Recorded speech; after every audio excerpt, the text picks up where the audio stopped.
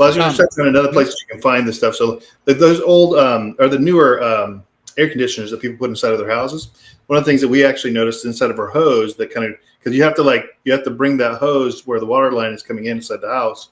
And actually, we were following parts of the attic that condensation rise. We had some black mold, right in those kind of areas where that lining is going. So a lot of people kind of forget about those newer air conditioners that they're installing inside of homes, especially that haven't had if you go to Capes, for example, in the Northeast, Capes are normal. They finally finish out a basement, and maybe they draw the line. Yeah, and it's good if you're using I think you're talking about a mini split. It's good to get those inspected at least once or twice a year, and really ask someone, hey, I really want you to check for mold. And if you have that line in there, what you can do is you can put some straight vinegar, diluted vinegar, or even some peroxide. You can put some diluted peroxide down there, and that will help kind of knock that out. And just open it up, give it a good wipe down with some diluted vinegar.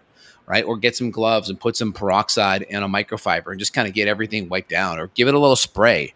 The thing about the peroxide, it'll start to bubble when it's oxidizing mold. And so it kind of just spray it a little bit. If you see bubbling, then you can start to focus in more. But that's a good thing to be on top of your environment, right?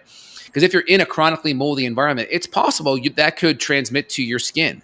It's possible you could see, especially, you see it more with locker rooms, right? Walking around in chronic moist environments, you get toenail fungus, but you could potentially get skin issues with being in a chronic moist and moldy environment. So be on top of that. Now with skin, I always recommend the Sulfur soap, 10% with tea tree oil. Sulfur soap has been in the scientific literature for over 100 years, especially with tea tree. You lather that up, put it on your skin, leave it on for at least 3 minutes. That's very helpful if you have jock itch, you have anything on the skin, Tinea, Versicolor on the scalp. That's wonderful. So those are good approaches in regards to dealing with topical fungus. But again, the question is the topical fungus on your skin an outgrowth of what's happening in your gut due to excess sugar, processed carbohydrate, gluten, maybe even antibiotic rebound overgrowth? So is it that, or is it something from the environment? So I always just say maybe it's both. That way we don't miss one or the other.